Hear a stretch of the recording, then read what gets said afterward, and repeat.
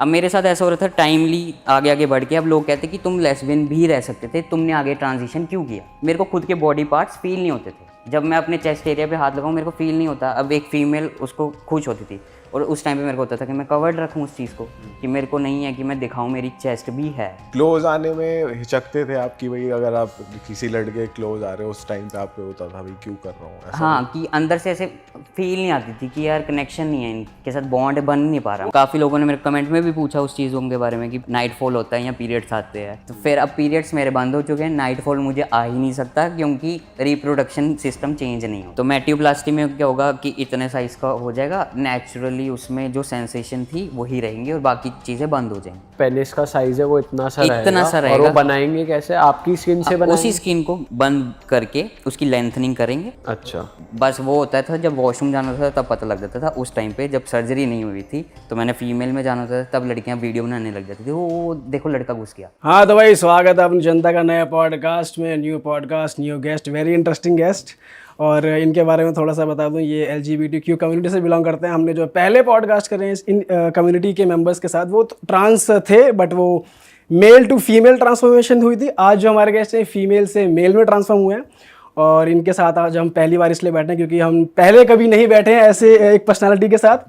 जब हमने इनकी इंस्टाग्राम पे प्रोफाइल देखी, हमने कहा इनकी स्टोरी, इनकी कहानी तो बाहर आनी बनती है। जेंडर डिस्फोरिया, जो ये मेंटल अनस्टेबिलिटी से जूझ रहे थे, अगर कोई पॉडकास्ट ये देख रहा है वो ऐसी मेंटल अनस्टेबिलिटी से जूझ रहा है, उसको थोड़ी सी हेल्प हो जाए, तो हमने कहा क्यों ना इनके साथ बैठा जाए, इनसे बातें की जाए।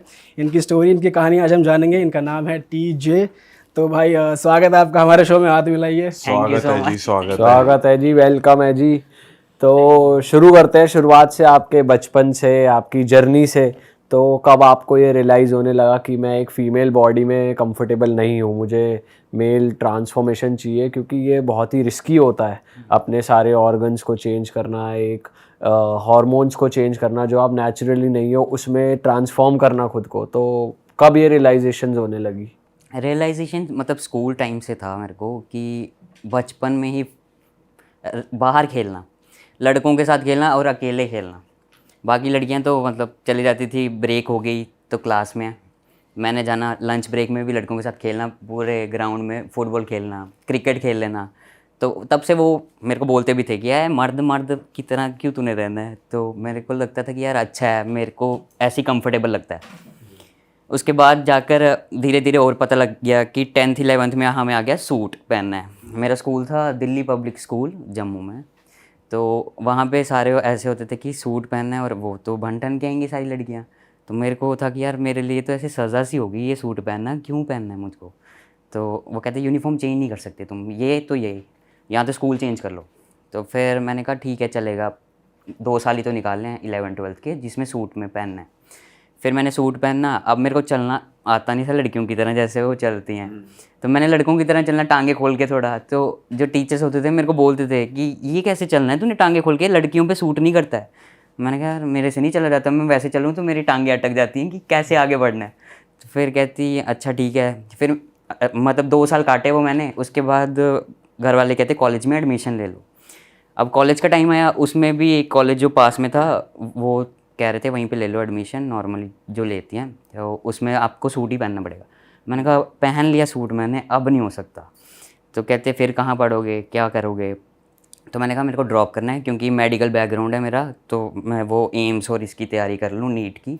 उन्होंने कहा कि अच्छा ठीक है, मान गए। आकाश में मेरी एडमिशन होगी, तो फिर वहाँ पे मैंने 1 साल ड्रॉप कर लिया कि चलो सूट से तो बच जाएंगे।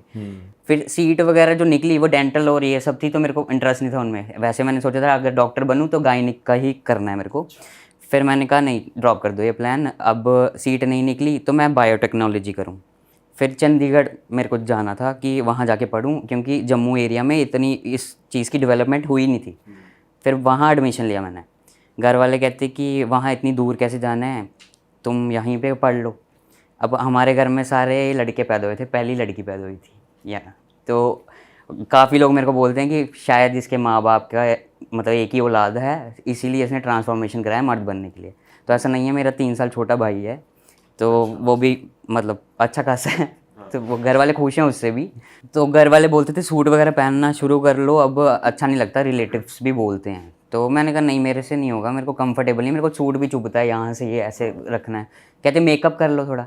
मैंने कहा यार मेकअप मेरे को आता नहीं है और आप मेरे पे करोगे सूट नहीं करेगा, अजीब सी शक्ल लगेगी, मुझे खुद में शीशा नहीं देखा जाएगा।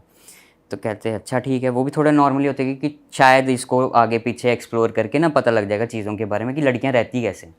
तो मैंने कहा ठीक है आपको जैसे लग रहा है वैसे ही रहने दो, अब मुझे जाने दो पढ़ने के लिए बाहर। उसके बाद बाहर गए कॉलेज, तो घर वाले काफ़ी रोक रहे थे मुझे कि मत जा, लड़कियों के लिए सेफ़ नहीं होता है बाहर जाना, और तू अकेले है, सारे घर के लड़के तो आज तक बाहर गए नहीं, यहीं पढ़ते आए हैं। मैंने कहा नहीं यहाँ पे मेरे को अच्छी पढ़ाई नहीं मिलेगी। तो मैंने मार्क्स भी अच्छे खासे ले लिए होते थे, वो खुश थे कि चल ठीक है करना है तो जा, चले जाओ। गए वहाँ पे जाके पता लगा कि यार दुनिया क्या होती है, क्योंकि वहाँ पे अब चंडीगढ़ था, सारी जगहों से और लोग आ रहे थे, और ये सबसे बेस्ट वो था कि सूट नहीं पहनना था, कुछ भी पहन सकते हो कैजुअल। तो यूनिफॉर्म उधर थी, वो भी मतलब पैंट, लड़कियाँ भी पैंट लगा रही थी और कोट लगाते थे। तो मैंने कहा सही है, ये बेस्ट है। घर वालों के साथ निकल के मैंने रास्ते में ऐसे चूज़ किया था, हाँ ये कॉलेज इधर ही करा दो। तो कहते अच्छा ठीक है यहीं ले लो। फिर उसके बाद 3 साल का वो कॉलेज चला। उसी ड्यूरेशन में मैंने एक्सप्लोर किया इन चीज़ों को कि रिसर्च करना, मेडिकल था, बायोटेक्नोलॉजी लिया हुआ था, रिसर्च करके पता लगा कि डीएनए हाँ मेरे अंदर क्या क्या चल रहा है। तो मेरे को मतलब पहले क्यों ऐसे लड़कों जैसा लगने लग गया। स्टार्टिंग में 12th तक हाँ रिलेशन मैंने रखे थे लड़कों के साथ भी, वो बेचारे देखेंगे पॉडकास्ट बोले, उनको याद आ जाएगा कि हाँ हाँ हमारे साथ था। तो फिर मैंने कहा कि यार मेरे साथ रिलेशन मत रखो, मेरे से कंफर्टेबल होता नहीं है उस लेवल का। तो वो कहते अच्छा ऐसे कैसे हो सकता है, मतलब लड़की है तू, तेरे से क्यों नहीं हो रहा। मैंने कहा नहीं मेरे को नहीं रखना।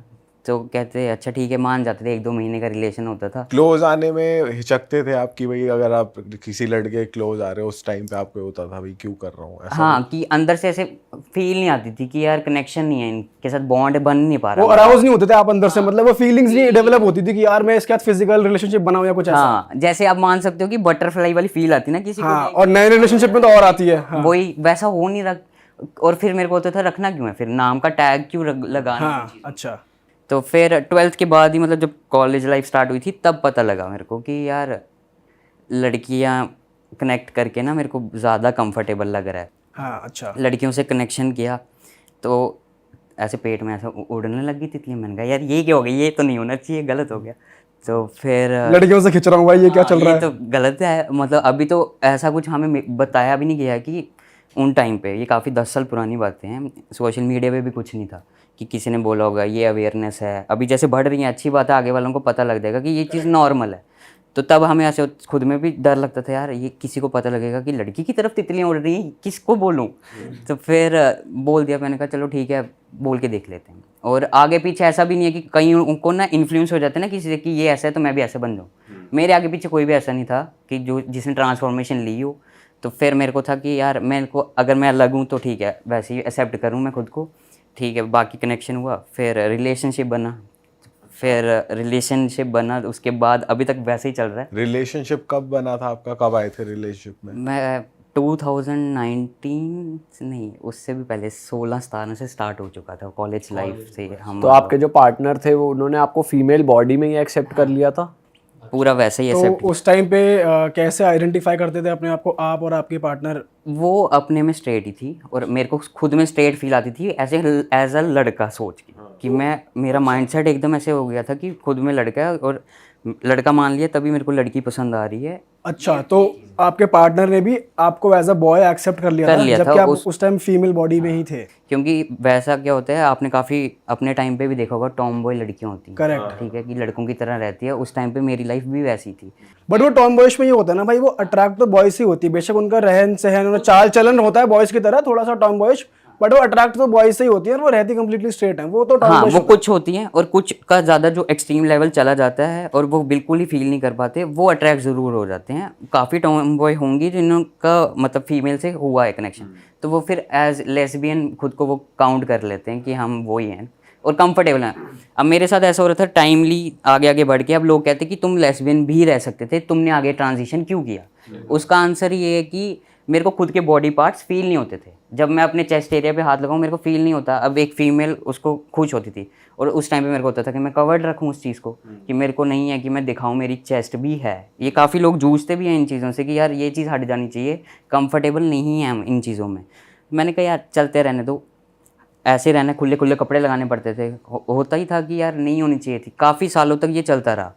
फिर कॉलेज में मैंने कहा हाँ ठीक है, ये टाइम कटा, उसके बाद एडमिशन मैं लूँ बाहर और बाहर चले जाऊँ। इंडिया के बाहर? पर हाँ, इस इंडिया के बाहर। कॉलेज के दौरान लोगों ने आपको खुद से टैग दिया, जैसे देखते खुद हैं से हाँ ये टैग दिया जब मैंने बाल काटे। लेस्बियंस या ऐसा कुछ टैग मिला था आपको? ऐसे काफ़ी मिलते थे, मेरे सामने कोई नहीं बोलता था क्योंकि उनको डर लगता था, क्योंकि जैसे लोग मेरे को ट्रोल करते हैं मैंने भी उनको ट्रोल किया होता था। चलते चलते "ओए, ये ऐसा दिख रहा है, ये वैसा है", वैसे ही मतलब मजाक में। और मेरे को था कि अगर मेरे में मजाक करने की क्षमता है तो उसको एक्सेप्ट करने की भी क्षमता होनी चाहिए, उसमें बुरा नहीं फील करना है। तो काफ़ी लोग ट्रोल करते हैं अभी भी मेरे को, मेरे बुरा नहीं लगता। काफ़ी लोग दूसरे भी हैं जो सुसाइडल तक चले जाते हैं, उनके थॉट आ जाते हैं कि हमें बुरा लग रहा है, ये जो इनको ऐसा कुछ हो रहा है। और ट्रॉल किस लेवल पे ज़्यादा, किस लेवल पे? काफ़ी गालियाँ चलती थी, कुछ भी बोल रहे हैं पीछे से सुनने को दूसरे से मिलता था, पर मेरे सामने वहाँ पे कोई भी नहीं बोलता। शायद आपके सामने भी कोई नहीं बोलता, पीछे से वीडियो से गालियाँ देते हों, कुछ होते होंगे ऐसे। ये तो फिर है ही, ये तो ऑफ कोर्स, ये तो हर किसी के साथ है। हाँ, तो फिर मेरे को बट मेजर हुआ है कभी, कुछ ऐसा हो गया हो मेजर कि आपको सच में बुरा लग गया उस दिन? नहीं, कॉलेज लाइफ में नहीं बुरा लगा, पर ऑस्ट्रेलिया में एक बार हुआ था ऐसा इंसिडेंट जो मेरे को बुरा लगा था, हिलाया था उस इंसिडेंट ने मेरे को कि ऐसा कुछ हुआ है। वो ऐसा था कि ट्रांसफॉर्मेशन मेरी काफ़ी, ये दाढ़ी वाड़ी ये सर्जरी का हो चुका था। वहाँ पे लड़के ही रहते हैं मेरे साथ, ऐसे फ्लैटमेट, मैंने फीमेल्स नहीं रखी हैं। अच्छा। तो वहाँ पे कनेक्शन ऐसा था कि वो अपने दोस्त लाते थे, मेरे वहाँ पे दोस्त नहीं हैं, तो उन्हीं की साइड से दोस्त आ गए, पार्टी वार्टी कर रहे हैं। फिर वहाँ पे कोई बैठा था, वो अब थे 20-21 साल के लड़के। ये अंग्रेजों का ही ग्रुप था आपका या इंडियंस के साथ रह रहे इंडियंस थे ये सब। तो वो 20-21 साल के लड़के थे। मैंने पार्टी में ज्वाइन किया। वो मेरे को, जो मेरे घर वाले हैं वो तो काफ़ी खुश होते हैं, सपोर्ट करते हैं, वो तो 4-5 साल हो गए सपोर्ट करते हैं वहाँ पे। फिर वो अपने दोस्त जो जो नए आते हैं उनको खुशी से बताते हैं, ओए इसने ऐसे ऐसे ट्रांसफॉर्मेशन ली। वो मानते हैं कि यार पागल बना रहे हैं। तो फिर कहते कि अच्छा, फिर बैठ जाते हैं ऐसे सहम के, ठीक है, आधे एक्सेप्ट कर लेते हैं। और उस झुंड में 1-2 ऐसे आए, तो वो बैठा साथ में मेरे इधर था, तो उसके आगे और लड़के थे। अब मेरी साइड ना वो टर्न होके बैठ गया, तो अब पार्टी चल रही है, बीट कर लिया आपकी पीट तरफ? कर ली मतलब ऐसे। तो बाकी उन्होंने कहा यार सीधा बैठ, क्या हो गया तेरे को? तो वो उसको चढ़ी भी हुई थी, तो फिर अब क्या हिट हुआ पता नहीं, वो ऐसे पीट करके बोलता यार मैं कंफर्टेबल नहीं हूँ। तो वो कहते क्यों, क्या हो गया तेरे को? कहते मेरे को घिन आ रही है इससे, ये इसने ऐसे बैठा हुआ है। तो वो कहते कि क्यों? मैं फिर मेरे को ऐसे माइंड में मेरे को भी ऐसे स्ट्राइक हो गया कि यार ऐसा क्या कर दिया मैंने कि किसी को घिन भी आ सकती कि ऐसा कुछ हो गया है। वो बड़ा ऐसे इंसिडेंट वैसे हिलाने वाला था कि अगर इसको घिन आ रही है तो ऐसी कितनी जनता होगी जिनको मेरे से घिन आती होगी वीडियोस देखी। यार अंडर प्रेशर ऐसे लगता होगा कि यार ये क्या कर रहे हैं अपनी लाइफ के साथ, नेचर के साथ। डीप थॉट्स में चले गए आप अपने ही? अपने ही मतलब खुद में ऐसे क्वेश्चनिंग होगी मेरे को कि यार क्या ऐसा कर दिया कि दूसरे को बुरा लग रहा है। और ऐसा तो है नहीं कि ये मेरे बिल पे करेगा बैठ के, बट फिर भी खुद में ऐसा हो रहा था कि ठीक है इसकी ऐसी चॉइस होगी, उसका माइंडसेट वैसा नहीं बना है एक्सेप्टेंस के लिए, तो उसको भी एक्सेप्ट मैं खुद में कर लूँ। और कितने लोग हैं आगे जो होंगे जिनसे नहीं हो पाएगा एक्सेप्ट। हर एक वैसा माइंड थॉट नहीं रखता कि ओपन हो जाएंगे कि इसको भी एक्सेप्ट किया। कई चीज़ों की जो मेरे से भी एक्सेप्ट नहीं होती, शायद मेरे साथ अचानक से, मैंने आज तक कोई ट्रांस फीमेल अपने पास में नहीं देखी, तो मेरे साथ कोई बैठ जाए तो पहले मैं सोचूं, मैं खुद में भी सोचूं कि अच्छा इसने भी वो ट्रांसफॉर्मेशन ली है। तो फिर उसके बाद धीरे धीरे अगर वो बात करें, हाँ पता लग जाएगा कि ठीक है कि कंफर्टेबल उस लेवल तक होना है इनसे, उनको उनकी रिस्पेक्ट चाहिए, तुम्हें अपनी चाहिए, तो वहाँ तक रखो।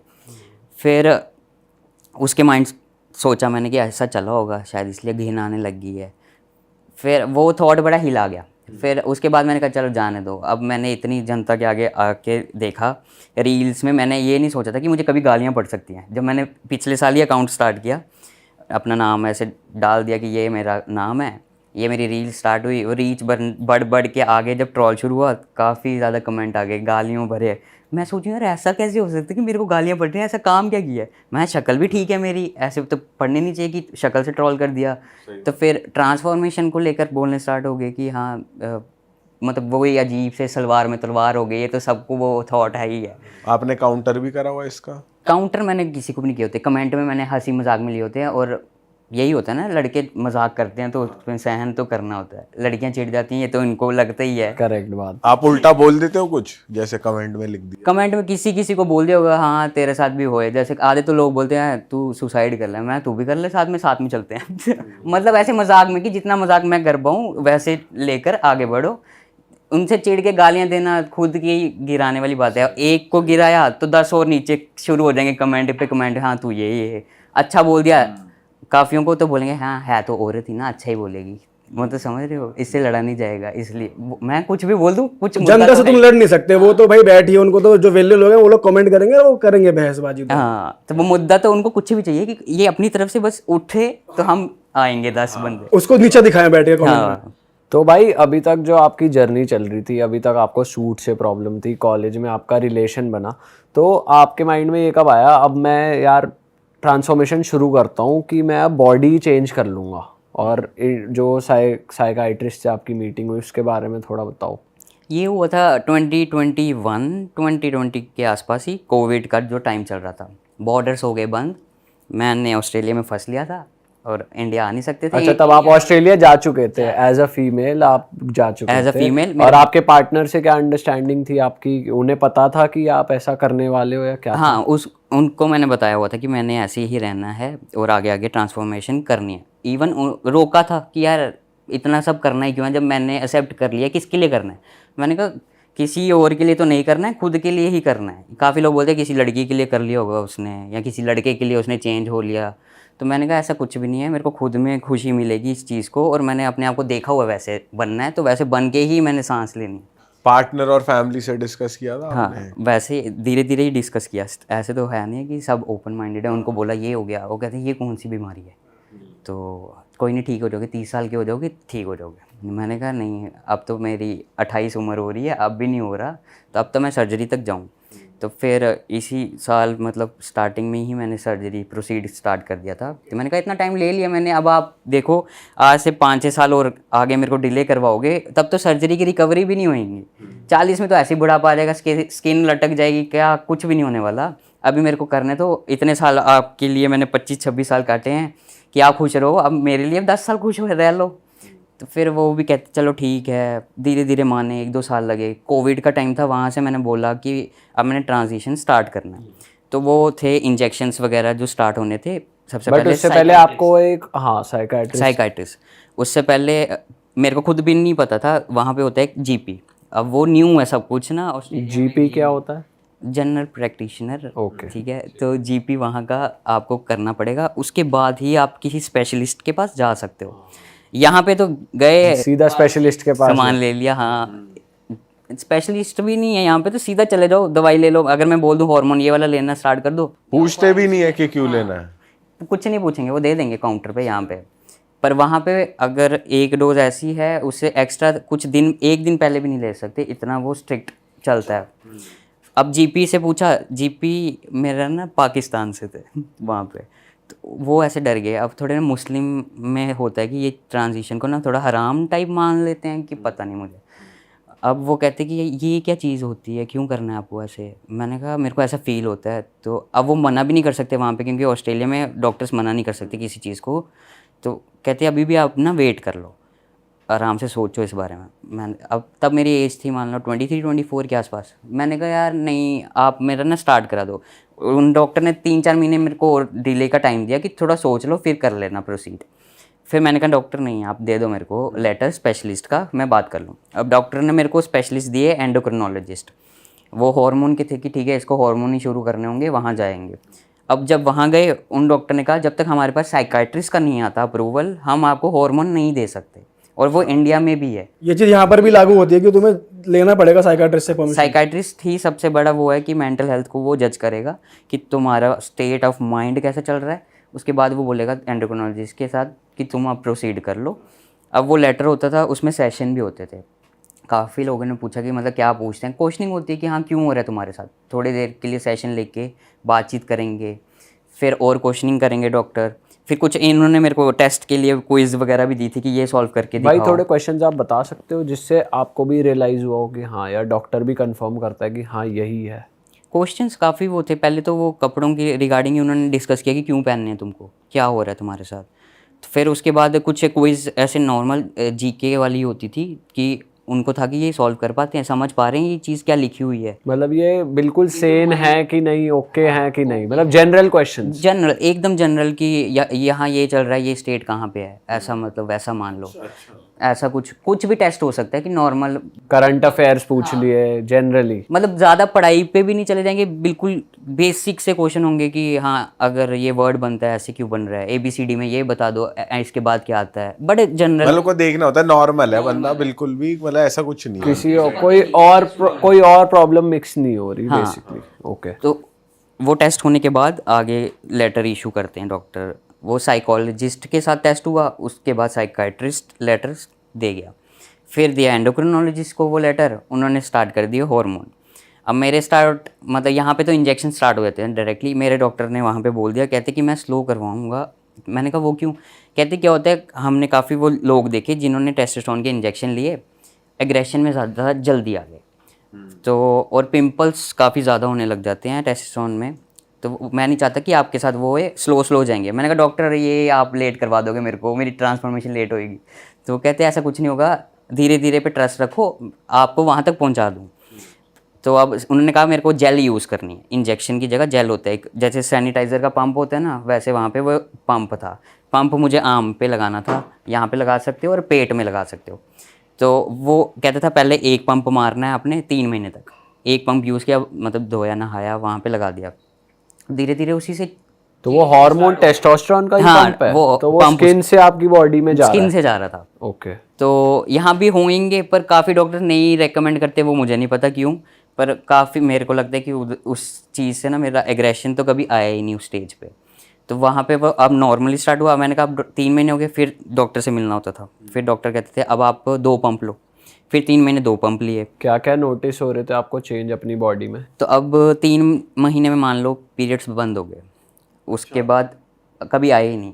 जब तक आप वो इंजेक्शन ले रहे हो कभी नहीं आएंगे, क्योंकि वो टेस्टोस्टेरोन उसको रोक रहा है, जो तुम्हारा एस्ट्रोजन है वो बनाना, जो उसका फंक्शन है वो सब रुक गया। तो काफ़ी लोगों ने मेरे कमेंट में भी पूछा उस चीज़ों के बारे में कि पीरियड्स आते हैं भाई तेरे को, तो नाइट फॉल होता है या पीरियड्स आते हैं। तो फिर अब पीरियड्स मेरे बंद हो चुके हैं, नाइट फॉल मुझे आ ही नहीं सकता, क्योंकि रिप्रोडक्शन सिस्टम चेंज नहीं होता, वो वैसे ही रहेगा। फिर आगे आगे बढ़े, पीरियड्स बंद हो गए, 6-7 महीने तक मेरी आवाज़ चेंज होने लगी, भारी होगी, 1 साल तक और भारी होगी। अब 1 साल तक पंप ही चल रहा था वो वाला? हाँ, वो 1 साल तक डॉक्टर ने मेरे को जेल तक रेकमेंड किया। फिर मैंने थकार के डॉक्टर को बोला, मैं डॉक्टर पैसे बहुत लग रहे हैं इस जेल में, अब आप इंजेक्शन दे दो।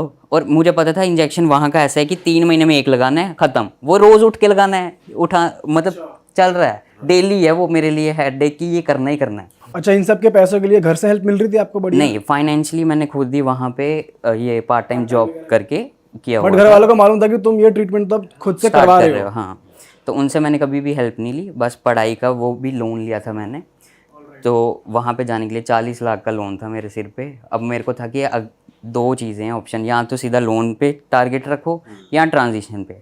फिर मेरे को हुआ कि नहीं, अगर मैंने लोन पे कर लिया तो मेरा वो टाइम ही निकल जाएगा लाइफ का जो मैंने वेस्ट कर दिया। अब मेरे को था कि साथ साथ सब कुछ करना ही करना है मेरे को, कुछ भी हो जाए चाहे। वहाँ पे लोन धीरे धीरे रखा कि EMI पे करना स्टार्ट करी, साथ साथ आधा पोर्शन इसमें निकाल दिया ट्रांजिशन के पीरियड में। अब जाके मतलब आप मान लो 5 साल बाद मैंने यहाँ पे लोन पूरा कंप्लीट कर दिया अपना, कि हो गया। ये अच्छा करा भाई। तो अभी महीना वो ये खुशी से मैंने 5 साल बाद आके घर पे दिवाली मनाई। तो अब इस बार फर्स्ट टाइम आसपास लोगों ने मेरे ये देखा, मेरी जॉइंट फैमिली है। अब दादी थी, बुआ, वो मेरी शक्ल देख के डर गए, क्योंकि उन्होंने 5 साल में पहली बार देखी।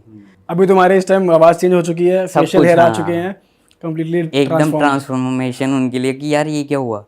तो पहले तो वो ऐसे बोले कि कौन है, पहले पहचाने नहीं, दादी ने तो बिल्कुल नहीं पहचाना, वो तो अब बूढ़े हो गए ना। तो मैंने कहा मैं हूँ। तो कहते अच्छा इतनी बड़ी बड़ी दाढ़ी क्यों रखी है तूने? तो मैंने कहा और ये तेरी आँख कैसे गई? हाँ तो आ भी कैसे गई और ये क्या हुआ तेरे साथ? तो फिर मतलब शौक में थोड़ी देर के लिए चले गए। बुआ ने तो मेरी शक्ल तक नहीं देखी, वो ऐसे डर गए थे कि यार क्या हो गया तेरे को, थोड़ी देर के लिए सहम गए। फिर मम्मी पापा ने देखी हुई थी, उनसे मैंने मिल लिया होता था बीच बीच में, तो वीडियो कॉल चलते रहते थे। इनसे काफ़ी टाइम बाद ये हुआ था मुलाकात। तो फिर वो कहते कि हटा ले, लड़के क्या बोलेंगे, तू तो लड़की है। मैंने कहा वो लड़के कुछ नहीं बोलेंगे, आप मेरे से बात करो, फिर उतना ही रखो। तो कहते नहीं, दादी कैसे थोड़ी टेंशन में आ गई। मैंने कहा दादी मैं खुश हूँ यार, आप टेंशन मत लो, क्या हो गया आपको? तो फिर वो धीरे धीरे अब 1 हफ्ता ही काटा मैंने घर पे। नीचे मेरे ना मार्केट है, अब मार्केट में काफ़ी लड़के वगैरह थे, उन्होंने भी मेरे को देखा था आज से 5 साल पहले, तो वो लोग आधे उनमें से फॉलो करते थे, तो आधे नहीं करते थे, उन्होंने भी काफ़ी टाइम बाद देखा। एक को तो मैंने अपने सामने देखा, ऐसे हंसता हुआ आया तो ऐसे हो गया, जैसे पता नहीं सदमा हो गया कि ये क्या देख लिया मैंने। तो फिर वो भी देखा, मेरे को तो हंसी आ रही थी यार, ऐसे ऐसे नए नए वो भाई वैसे वो ये भी नेचुरली है, अगर आपको कोई ऐसे 5 साल बाद देख रहा है उसका रिएक्शन ऐसे ही निकलेगा अगर देखा जाए तो। ये और पे आधे तो पहचान भी नहीं, जिनको नहीं पता, हाँ कोई नया लड़का आ गया ऐसा सोच रहे हाँ कि नया लड़का आ गया, सेम शक्लें मिलती हैं मेरे भाई की, वो वैसे ही हो रहा है, तो अच्छा ठीक है इसका दोस्त ही होगा, ऐसे सोच रहे थे आधे। फिर उन्होंने मेरा भाई बताता रहता था कि हाँ ये ट्रांजिशन किया हुआ इसने, ऐसा है। फिर वहाँ पे और सदमे में चले गए, बाकी सब मार्केट में लोग ऐसे बातचीत कर रहे होंगे आपस में, पर मेरे तक तो नहीं पहुँचेगी। तो पापा थोड़े ऐसे हो गए कि यार पता नहीं अब क्या क्या सुनने को और मिल सकता है, बट पापा को भी मतलब बोला किसी ने कुछ नहीं, ऐसे सामने किसी ने कुछ नहीं बोला। फिर काफ़ी खुश हो गए कि चलो काफ़ी टाइम बाद देखने को मिला कि इतने सालों से बाहर थे अब जाके मिले हैं। फिर अब नॉर्मल लगने लगा। वही है कि जब तुम नॉर्मल करने की कोशिश करोगे अपना डर ख़त्म करके, तो बाकी की भी ख़त्म कर लेंगे अपना वो बाउंड्री खुद ही क्रिएट करने के लिए तुमने अपना माइंडसेट बना दिया कि यार वो अलग है, ये अलग है, क्यों करना है, बातचीत करो, वही है, वही इंसान है, अंदर फीलिंग वही है नहीं, एकदम ये भी वैसे। अच्छी बात है, वो ओपनली बोल रहे हो, जैसे आपने उनसे बोला कि मैं खुश हूँ, ठीक है कोई बात नहीं, कोई कुछ भी कहे, तो अच्छी चीज़ है कि आपने भी अच्छे से एक्सेप्ट किया और करवा भी रहे हो। भाई जब आपके इंजेक्शन चल रहे थे उसके बाद का क्या प्रोसीजर होता है, मतलब बायोलॉजिकली अगर आपको अपनी बॉडी ट्रांसफॉर्म करनी है जैसे आपकी अपर बॉडी पार्ट, तो फिर उसका आपने रिमूवल कैसे कराया, वो सब उसका क्या प्रोसीजर था? इंजेक्शन स्टार्ट हुए, उसके बाद आप मान लो 1 साल के लिए आपने वो इंजेक्शन, मतलब हर 3 महीने में एक इंजेक्शन लगा हाँ आपको? अब वो तो ये 3 ऑस्ट्रेलिया में ही चल रहा है? ऑस्ट्रेलिया में, यहाँ पे अलग डोज और नाम भी अलग होगा जो यहाँ पे मिल रहे हैं। पर वो आपको प्योर टेस्टोस्टेरोन ही दे रहे थे, सिर्फ हार्मोन ही दे रहे थे, या और भी कुछ मेडिसिन? नहीं नहीं, सिर्फ उन्होंने हार्मोन दिए थे। यहाँ के डॉक्टर्स शायद कुछ मेडिसिन भी दे देते हैं उस, पर वहाँ पे वो बोलते सब नेचुरली ही चलाओ और सिंपल वो रखो न्यूट्रिशन के साथ, तुम जिम भी जाते रहो और डाइट फॉलो करते क्या रहो। चल रही थी आपकी? क्या परहेज लेना था, क्या लेना? परहेज डॉक्टर ने कुछ नहीं बोला, वो कहते नॉर्मली खाओ, बाहर का ही बंद ही रखो, फैट ही चढ़ेगा तुमको, जैसे बाकी इंसान है वैसे ही तुम हो, ऐसा कुछ भी नहीं है। इंजेक्शन लो और करते चलो जो नॉर्मल रूटीन के साथ चीज़ें, वर्कआउट ऐड करो और रूटीन सेम। तो आपको इंजेक्शन से और पंप से कुछ डिफरेंस लग रहा था? पंप से मान लो अब पिंपल मेरे को बड़े रेयर आते थे, अब जैसे ही आए इंजेक्शन पे ट्रांसफ़र, पिंपल स्टार्ट हो गए मेरे आना, और काफ़ी ज़्यादा बड़े बड़े आते थे उस टाइम पे। मैंने वीडियोस ऐसे फ़ोटोज़ भी रखी थी कि ऐसे मुंह पे आ जाने, बाकी एरिया में नहीं आते, मुंह पे फेस पे ज़्यादा आने लगते हैं। फिर मैंने डॉक्टर से बोला, डॉक्टर कहते मैंने इसलिए बोला था कि उसी को रखो लाइफ टाइम तक, वो भी बेस्ट रहेगा तुम्हारे लिए। पर मैंने कहा डॉक्टर आप ये बताओ कि ये करना कैसे है। डॉक्टर उन्होंने कहा कि चलो इंजेक्शन जो 3 महीने की डोज वाला है वो आप 4 महीने तक ले जाना, फिर उसके बाद 3-3 महीने तक आना। वो डॉक्टर पूरा गाइड करते थे कि ऐसे ही रखना ताकि वो स्लो हो जाए, तुम्हें मतलब डर्मेटोलॉजिस्ट के पास नहीं जाना पड़े अब इन चीज़ों के लिए, स्किन का इशू क्रिएट हो गया। अब वहाँ पे हर साल मेरा ब्लड टेस्ट पूरा होता था कि इसमें कितना लेवल बढ़ चुका है, कितना कम हो गया बाकी चीज़ों का।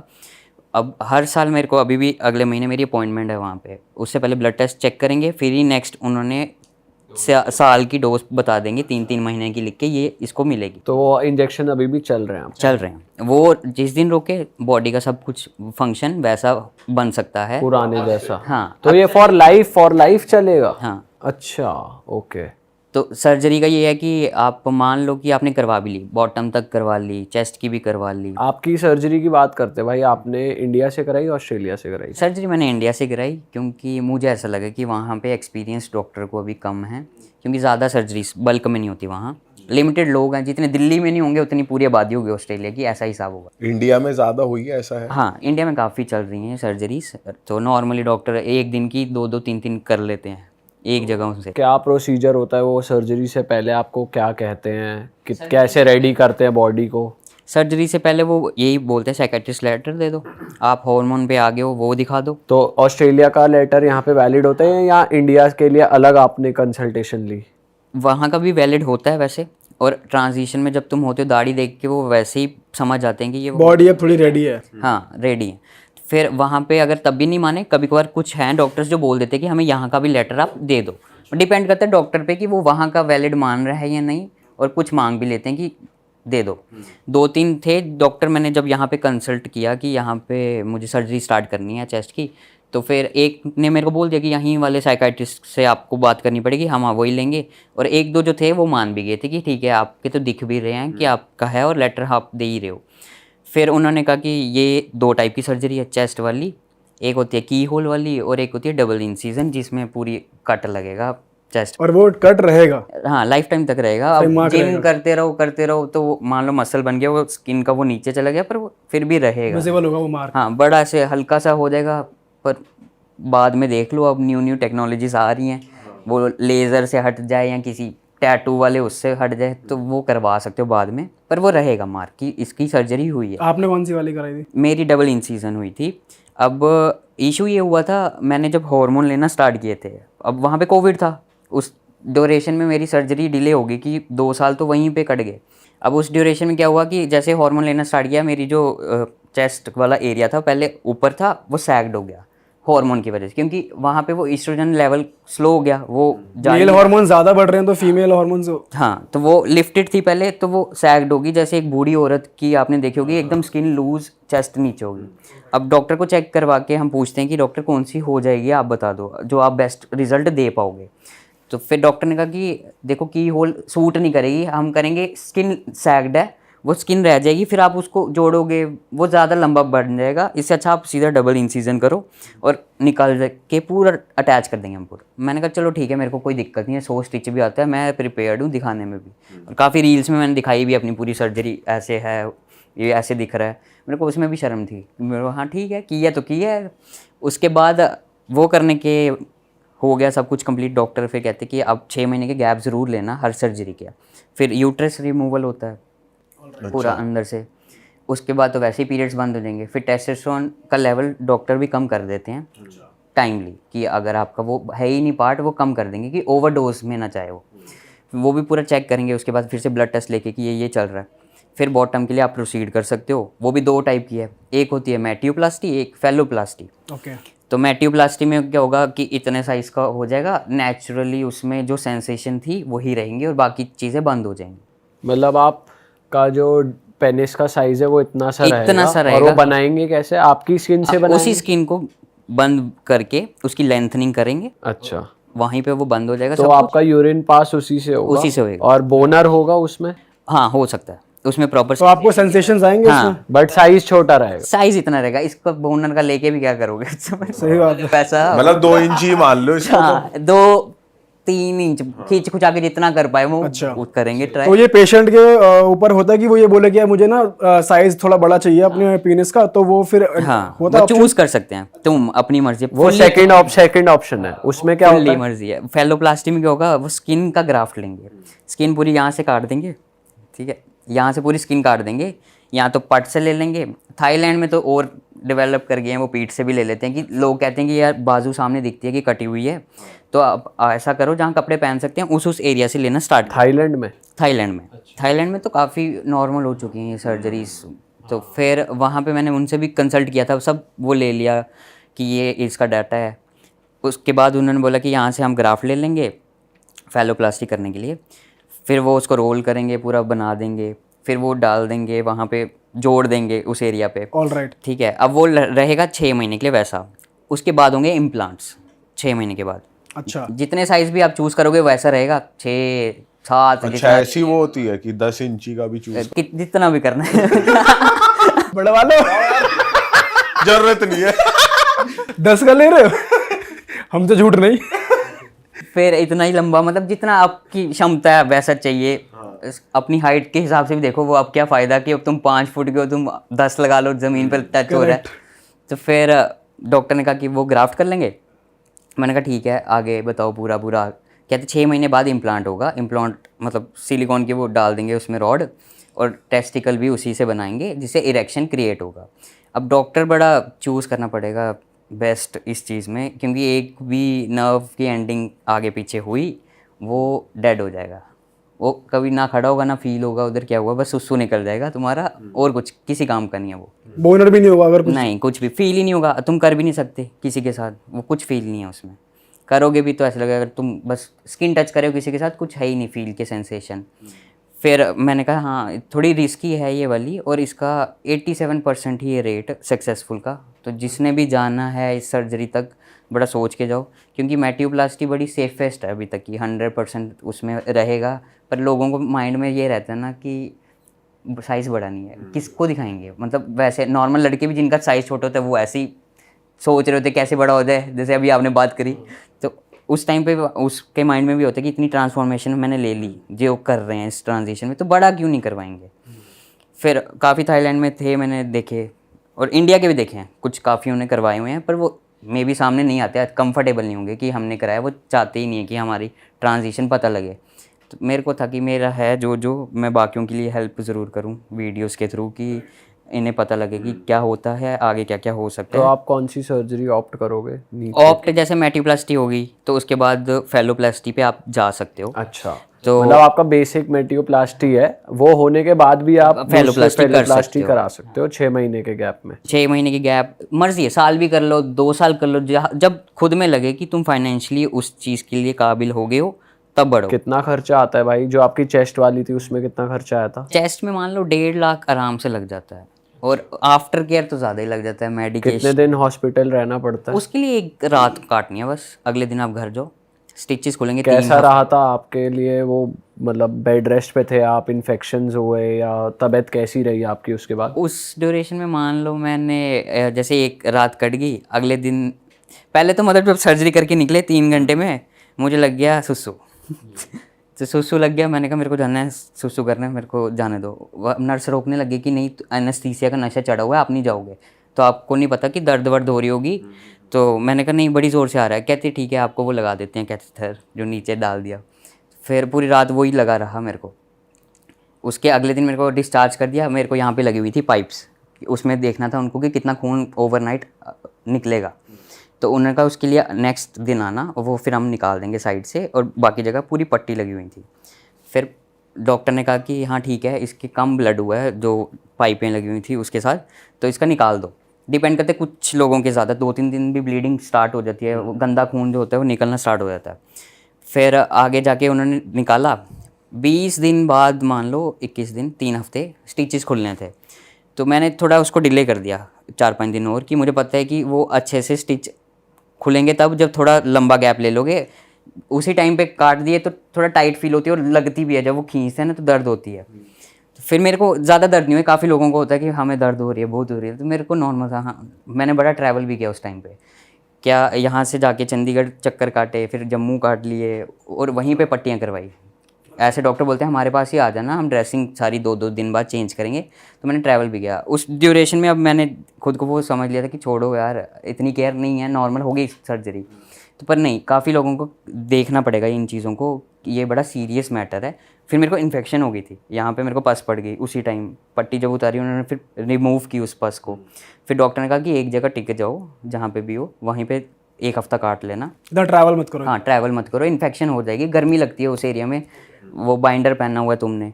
तो मैंने कहा चलो ठीक है, बैठ के वहाँ पे चेंज करवाया। फिर जाके मेडिकेशन न्यू लगी, चेंज कर दी उन्होंने। फिर ये लंबा चला प्रोसेस, फिर काफ़ी मतलब रिकवरी का ध्यान बहुत रखना पड़ता है। फिर मुझे वापस भी जाना था ऑस्ट्रेलिया। 1 महीने बाद मेरे को वहाँ पे जाके रास्ते में मतलब पहले ही फ़्लाइट वालों ने बोल दिया कि आप फिट हो कि ट्रैवल कर लोगे। मैंने कहा हाँ हाँ आप मेरे को ले चलो। पर वो फ़्लाइट 16-17 घंटे की फ़्लाइट थी। जैसे मैंने बैठा हुआ बस हो गई मेरी, तो ऐसा लग रहा था शरीर सुन्न हो चुका हुआ है। कैसे मैंने बैठ के अपना वो टाइम काटा।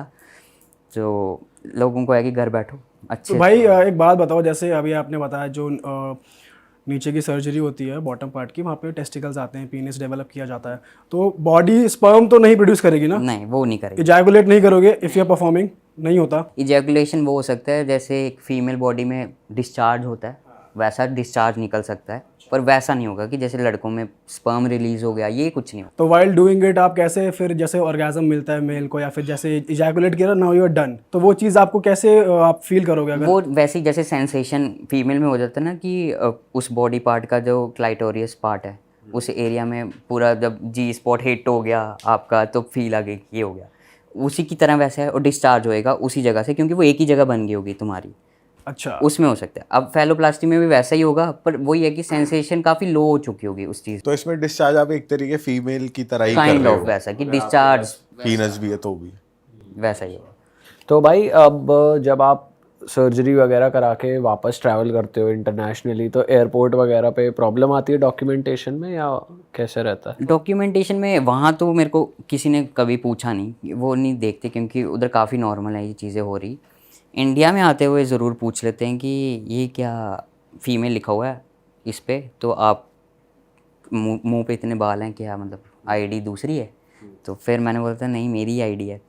फिर कहते कि कुछ और आईडी रखी है आपने, तो फिर मेरे को दूसरी शो करनी पड़ी कि मेरा लाइसेंस है वहाँ का, उसमें मेरे को बीएड है थोड़ी, तो फिर मान जाते थे वो, ज़्यादा पूछेंगे नहीं, सॉरी बोल देंगे कि अच्छा ठीक है। डाउट हो जाता है अपनी जगह, मैं भी हूँ तो मैं भी पूछ लूँगा। उनका भी काम है वैसे check सिक्योरिटी करने का, तो एजेंसी तो फिर भाई कंट्री का ही मैटर हो जाता ना, और एयरपोर्ट पे तो फिर वो ऐसे कैसे, वो एक शक्ल दूसरी दिख रही है पासपोर्ट पे, दूसरा इंसान सामने खड़ा हो गया, तो वो ऐसे जाने भी नहीं दे सकते कि इधर उधर तुम करो चीज़ों को। फिर पहले होता था जब मैंने सर्जरी नहीं करवाई थी, जब इंडिया ही आना था, अब मैंने पार्ट्स लगे हुए हैं, चेकिंग करवानी थी, दाढ़ी तो आ गई है मेरे को अच्छी खासी, अब वहाँ पे फीमेल वाली सेक्शन से चले जाना, तो वहाँ पे वो आते थे पुलिस वाले, बोलते ओ छोटू तू कहाँ चला, मैं क्या छोटू एक तो ये मजाक भी सहन करना पड़ेगा, जो लड़कों के साथ कुछ भी बोलते हैं, लड़कियों की इज्जत होती है, तो लड़कों की तो बेइज्जती बड़ी है हर सही जगह। कह रहे हो भाई, लड़कों को तो बोल सकते हैं, लड़कियों को नहीं बोल सकते, छोटी कहाँ रही है जरा। हाँ, वहाँ पे तो वो हो जाता है कि लड़कियों को ऐसा बोल दिया ऑफेंड हो जाएंगी, केस पड़ जाएगा, कुछ भी हो जाएगा। तो ये तो चलो मेरे को नुकसान हुआ है इस चीज़ का कि ये चीज़ कर दी मैंने तो मैं एडमिट भी करूँ काफ़ी जगह वहाँ हुआ। तो जब फीमेल वाले सेक्शन में जाते थे तो फिर वो वहाँ भी क्वेश्चन करते होंगे, यार तुम वहाँ मेल वाले में जाओ। हाँ, क्वेश्चन करती थी वो फीमेल, कहती मैं नहीं चेक करूँगी, क्या आप मेल ही हो, आप झूठ बोल रहे हो। मैंने कहा आप टच करके पार्ट चेक कर लो, पार्ट तो लगे ही हैं अभी। तो कहते हैं नहीं, वो आजकल तो गाइनोकोमेस्टिया भी हो रही है, वो तो बोल लड़कियों के भी होते हैं आजकल, निकल जाते हैं, कैसे मान ले। मैंने कहा अब क्या, अब अंदर चल लो, चेक कर लो पूरा जाके। कहते नहीं वो हम नहीं कर सकते, आप बताओ क्या करना है। मैंने कहा आप ऐसा करो, किसी मेल वाले को भी साथ खड़ा कर लो, फिर भी चेक करना है आपको, चेक उससे कर लो, सेंसर से जैसे कर सकते हो।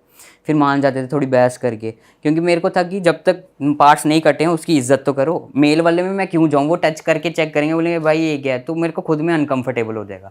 तो मैंने कहा यही चूज़ करना है, मैंने आईडी मेरी यही लिखी है, तो तुमको वही देखना पड़ेगा अभी। फिर अब जाके मैं तो मेल सेक्शन से भी हाल ही होते हैं, मेरे को कोई फ़र्क नहीं है, अब तो है नहीं है तो फिर क्या ही होगा। तो आईडीज़ का भी प्रोसीजर होता है, बाहर थोड़ा लंबा चल जाता है, 6-6 महीने तक पासपोर्ट देना पड़ जाएगा, मेरा ट्रैवल में भी रुक जाएगा उस चक्कर में। तो मैंने अभी इसलिए आईडी अपनी ना चेंज ही नहीं की होती, वहाँ पर फीमेल ही लिखा हुआ है अभी। फीमेल लिखा हुआ मेरी आईडीज़ पे ना। तो मेरे को है कि ठीक है, मैं जब थोड़ा इंडिया ज़्यादा मेरा लंबा चक्कर लग गया, उस ड्यूरेशन में चेंज करवा लूँ, ईजी हो जाएगा मेरे लिए। तो वहाँ पे छोड़ दिया पासपोर्ट, इमरजेंसी पड़ गई, इंडिया ट्रैवल करना पड़ेगा, मैं कहाँ से ढूंढूँ अपना पासपोर्ट वहाँ पे। तो ऐसा तो है नहीं कि एक ही स्टेट है स्विच की, आधार कार्ड पे स्विच चलो आ जाओ हो गया।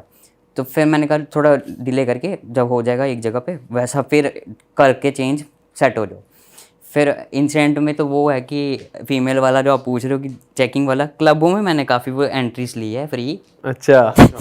फ्री तो तब आईडी दिखानी होती है, तो वो कहते स्टैग एंट्री पैसे दो। मैंने कहा मैं क्यों दूँ, मैं तो लड़की हूँ। हाँ अभी तो मैं लड़की। जब तक डॉक्यूमेंट में ये रखा है तो तुम ये लो फायदे। But with all the beard and all वो मान जाते हैं?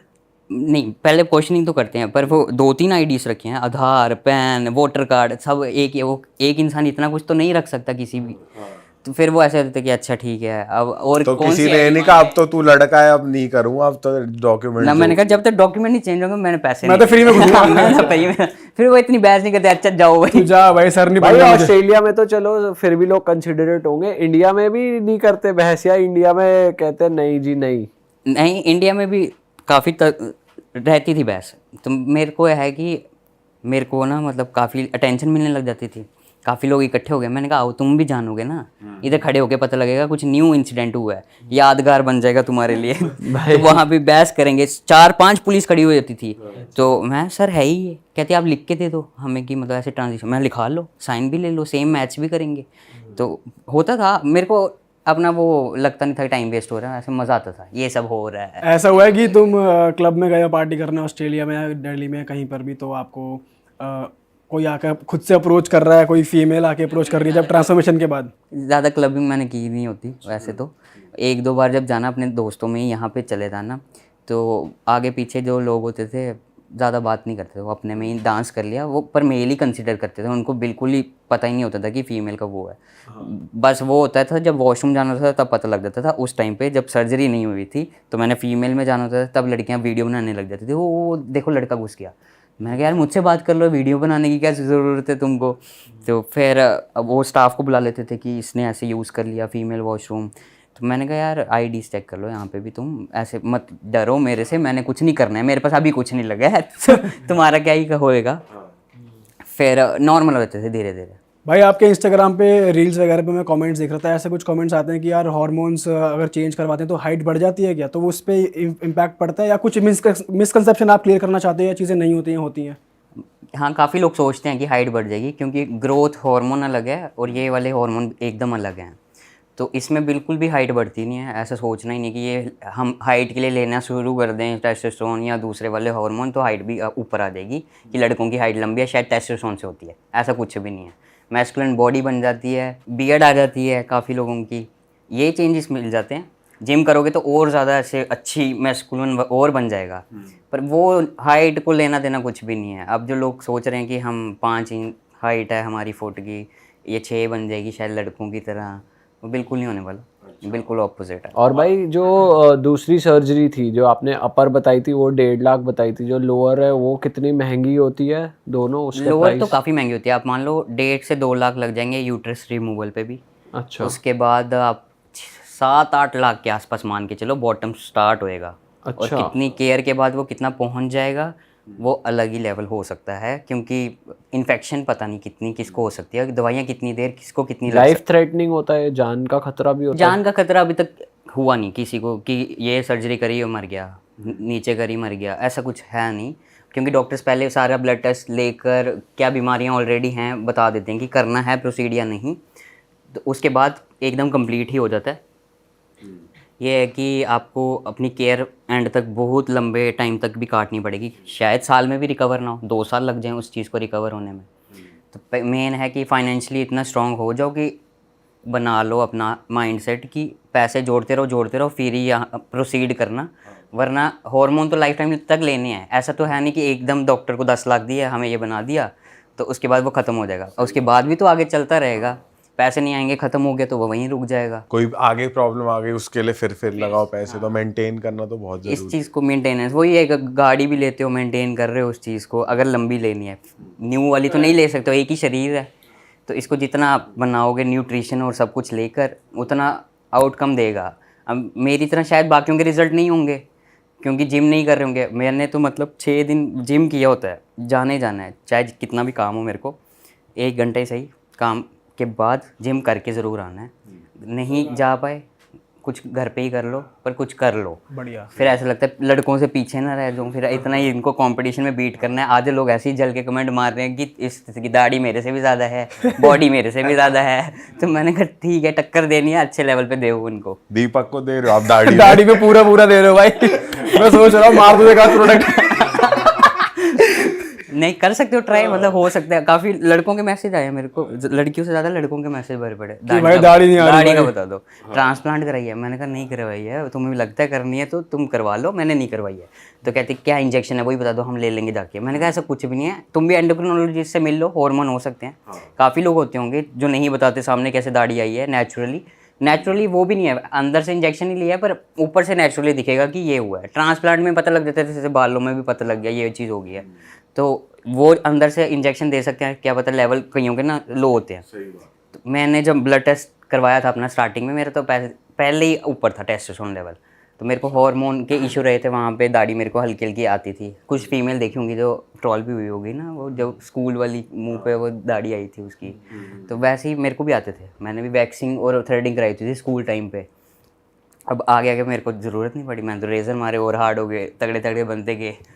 वैसे ये बताओ कोई जैसे पर्क्स आप एज अ लड़की जब थे आप मिस करते हो, जैसे अब आप हो लड़का बन चुके हो? पर्क्स यही हो गए, जैसे अब मेट्रो में मैंने कल आना था, तो अब लड़कियों को बिठाना पड़ रहा था, अब मेरे को खड़े होना पड़ रहा था फिर मैंने कहा हाँ ये तो नहीं हो सकता। वहाँ भी दिखा देते अपना, भाई मेरा आधार कार्ड देखो फीमेल हूँ, हाँ, बहस तो कर सकते थे, फिर उधर ज़्यादा लंबा तमाशा लग रहा था तो फिर मैंने कहा नहीं अवॉइड कर दो, ठीक है, उनको इधर अब हक दो, कई जगह तो देना स्टार्ट करो, अगर खुद में फील कर रहे हो कर लो इस चीज़ को मैनेज।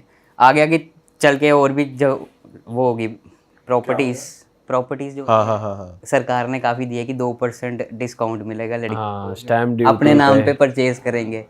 अब मैं खुद बात करने चल रहा हूँ, वो मेरे को मेल ही करेंगे कंसिडर जब मैंने ये डॉक्यूमेंट चेंज कर दिए। फिर वहाँ पे बोल देंगे कि अब आप तो महंगा दोगे। मैंने कहा यार हर जगह अब लड़के ही पीस रहे हैं, अब जाके पता लगा गालियाँ भी पड़ रही हैं, फिर भी इज्जत कहीं नहीं हो रही। ठीक है, लड़कियों की भी इज्जत करनी है, पर उनको भी बाकी जगह भी दो ना एडवांटेज। बेचारे लड़कों को तो बिल्कुल ही निगलेक्ट करते हैं। सही बात है। तो अब दुख भी लग रहा है लड़कों की तरफ से। तो जब तक फीमेल वाला काटा था तब खुशी होती थी, हमें तो ये पर्क्स मिले जा रहे हैं, मज़ा आ रहा है।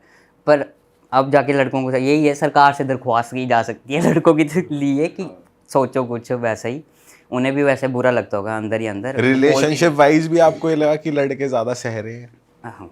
जैसे पहले आप थे? अब आबादी मेरे को लगता है लड़कों की ज़्यादा है। ठीक है, तो अब मैं मान भी लूँ अगर किसी से अप्रोच भी करूँ, उनके पास, लड़कियों के पास ऑप्शन ज़्यादा ही होते हैं ना।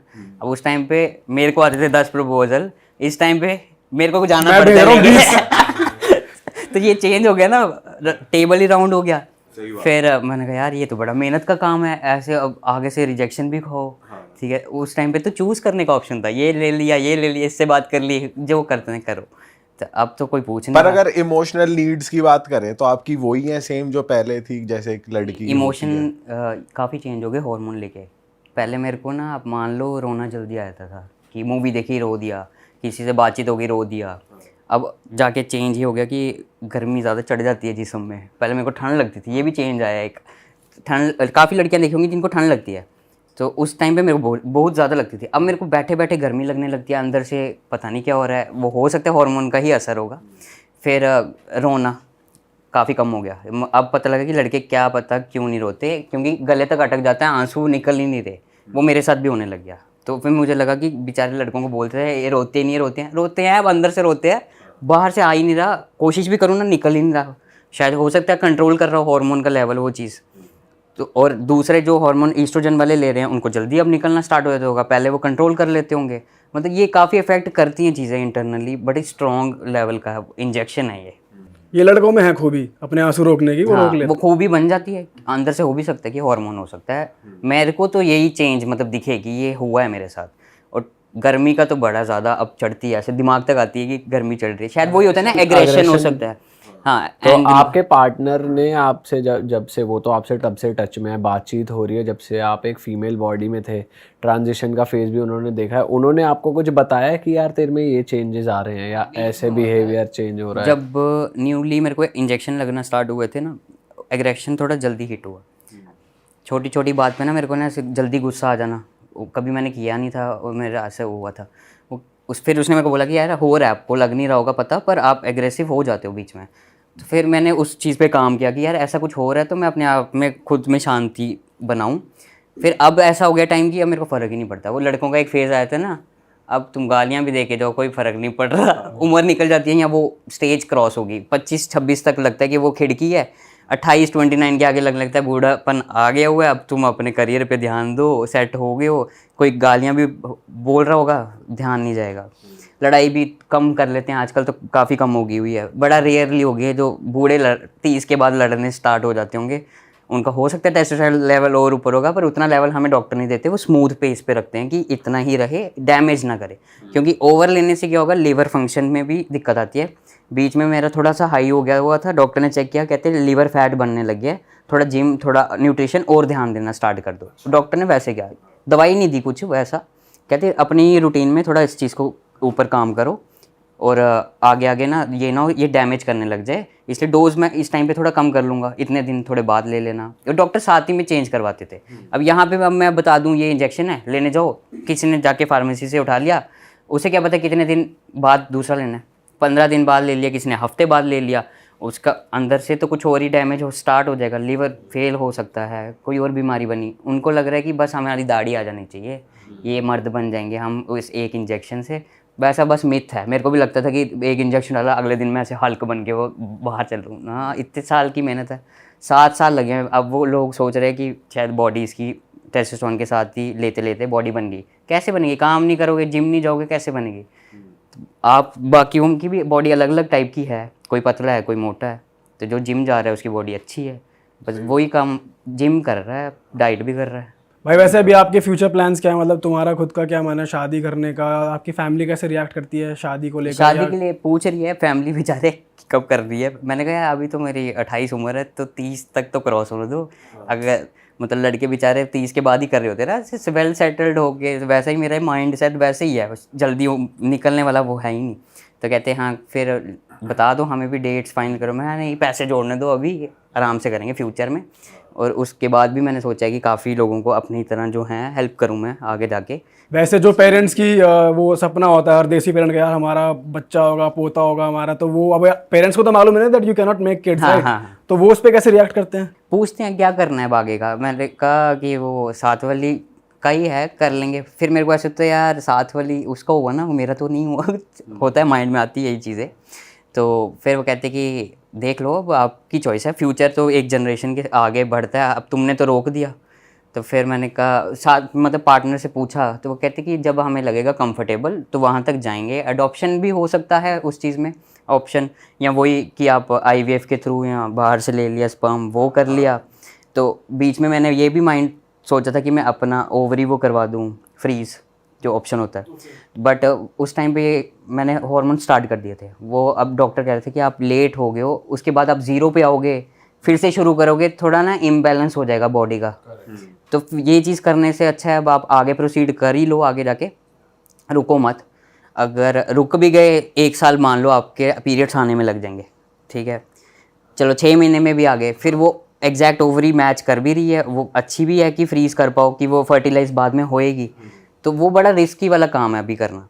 तो फिर मैंने कहा चलो ठीक है, अब जो कर लिया, अब उस टाइम पे नहीं थे अवेयर, और ऑब्वियसली पैसे भी नहीं थे कि आप जाके इतना माइंड से सोचो कि ओवरी फ्रीज़ कराएंगे, पहले ऐसे ऐसे स्टेप बढ़ेंगे। तो इसलिए जो लोग बाकी ट्रांजिशन में आ रहे हैं 18 के बाद ही शुरू होते हैं कि हार्मोन दे दो, ये कर दो, तो उनको यही है कि आराम से सोचो। मैंने भी तो 24-25 में स्टार्ट किया अपना, दाढ़ी आई है, उन्हें लगता है 18 के बाद ही दाढ़ी बनना स्टार्ट हो जाती है, यही एज है, बन जाएगी अगर तुम काम कर रहे हो उसमें, उस टाइम पे बन जाएगी। 25 के बाद ही मैंने दाढ़ी लाई है अपनी। तो बूढ़ा हो जवान हो कोई मैटर नहीं कर रहा है, इंजेक्शन मिल रहे हैं डोज उस चीज़ के, वो निकल जाएगा। फिर उसके बाद ओवरी फ्रीज नहीं की, आगे जाके अब बच्चों का जो सोचेंगे तो वो वही सोच सकती है जो आपका पार्टनर है। आप तो अब देखोगे बस साइड पे बैठ के, या तो एक्सेप्ट करोगे। फैमिली को पता है आपके बारे में? फैमिली में कुछ मेंबर्स को पता है, अभी पेरेंट्स को प्रॉपरली नहीं पता। बाकी मेंबर्स जैसे सिस्टर ब्रदर ऐसे उन सबको पता है कि हाँ ये चल रहा है। पेरेंट्स तक को प्रॉपरली वैसा कुछ गाइडेंस मेरी फैमिली में पता है, उन्होंने एक्सेप्ट कर लिया कि ये है, ऐसे रहना है इनको, आगे पूरा फ्यूचर तक उन्होंने सोच लिया।